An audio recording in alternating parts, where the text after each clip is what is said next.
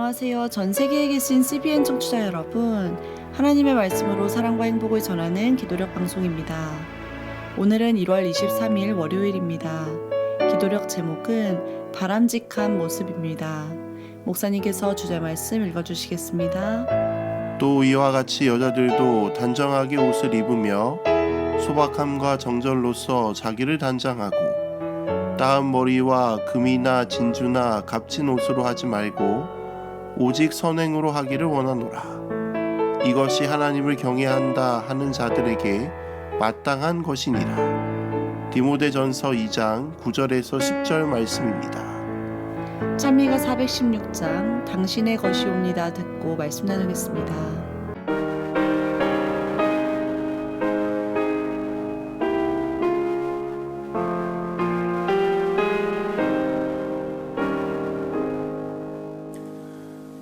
당신의 것이옵니다. 내 사랑하는 친구여, 이 몸을 모두 바치러 당신께 옵니다. 새벽이 되었습니다. 나 주저하지 않고서 생명에서야 바치러 당신께 옵니다.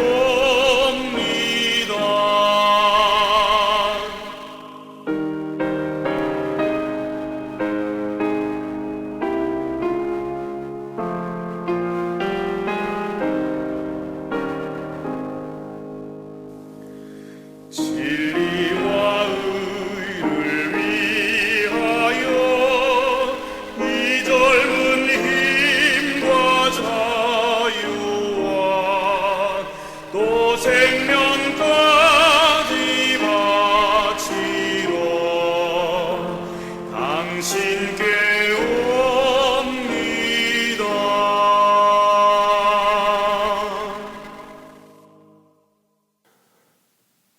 오늘 기도력은 우리가 교회 갈 때 입을 복장에 대하여 이야기하고 있습니다. 하나님께 예배하러 나가는 자는 단정하게 옷을 입으면서 오직 선행으로 자신을 나타내야 한다고 이야기하고 있습니다. 오늘 기도력에 있는 말씀입니다. 소박함과 정절은 흔히들 바울의 시대에나 해당하는 구시대의 복장 규정을 말한다고 생각하지만 그렇지 않다. 바울은 다 하나님의 영광을 위하여라는 보편적인 원칙을 옷차림에 적용한 것이다. 합당치 않은 복장은 피하라는 말이다. 이 시대에는 모두가 과다 노출하고 있다. 오늘날의 유행은 섹시해 보이고 선정적인 욕망을 부추기는 데 치중한다. 팔지 않을 상품은 진열대에 꺼내놓지 말라는 격언을 기억하자. 알몸 노출은 정신적인 헐벗음의 표현인 경우가 많다. 신실한 그리스도인으로서 우리는 자기 자신에 관하여 보여주려는 것이 실제로 자신이 전달하고 싶은 메시지인지 확인해야 한다.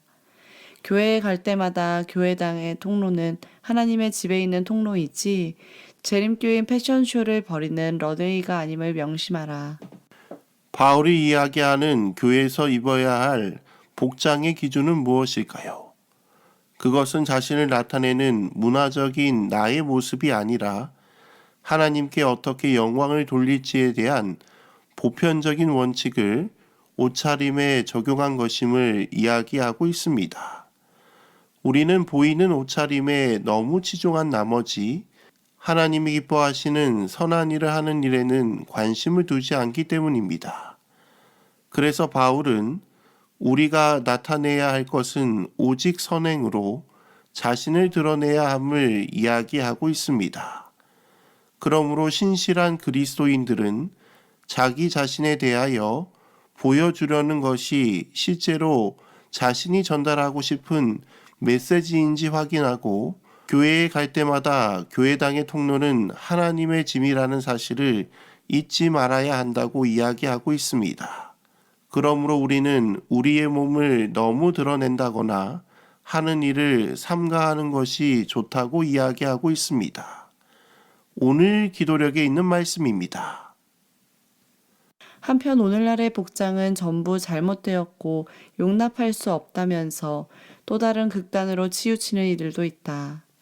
엘렌 화이트는 1900년 1월 23일자 애드벤트 리뷰 앤드 사바스 헤럴드에서 옷차림에 무신경하고 예법과 모양새를 무시한 채 옷 입는 것을 미덕으로 여기는 여자들에 대해 언급했다. 그들의 복장은 마치 여기저기 날아다니며 주인의 수준을 드러내는 듯하다. 그들의 옷은 지저분하다. 그런데 이런 사람들이 툭하면 자기 자랑에 대해서 혀를 찬다. 그들은 세련되고 단정한 것을 자기 자랑으로 치부한다. 제발 세련되고 단정한 것을 무신경하고 개념 없는 것과 혼동하지 말자. 항공사 대부분과 수많은 회사에는 특정한 복장 규정이 있다. 그러나 우리는 교회에서 복장 규정을 채택하지 않으며 그렇게 해서도 안 된다. 우리를 찾아오는 이들은 자기 모습 그대로 환영받고 예배에 참석해야 하며 우리는 비판적인 태도를 피해야 한다.